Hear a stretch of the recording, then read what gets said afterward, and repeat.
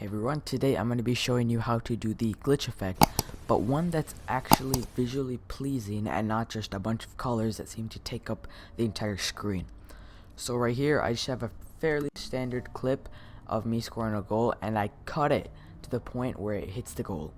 So what we're going to do here is add a glitch effect that's actually visually pleasing as soon as I hit the goal.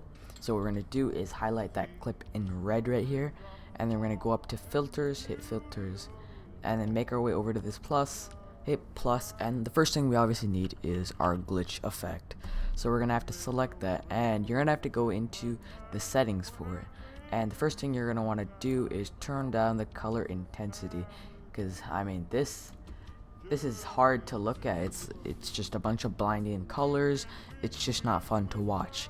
So what we can do is actually turn down the color intensity and make the block height a little less big, and it'll look more like this.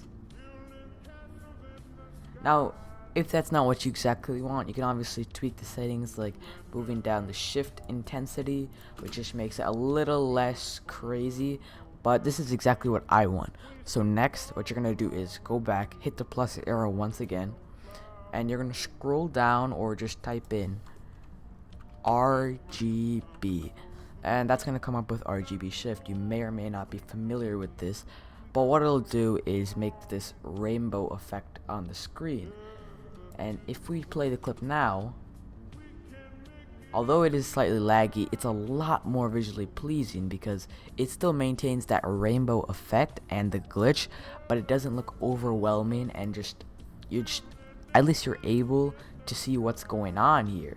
Like the glitch effects there, the rainbow effects there, it just looks a lot better in my opinion.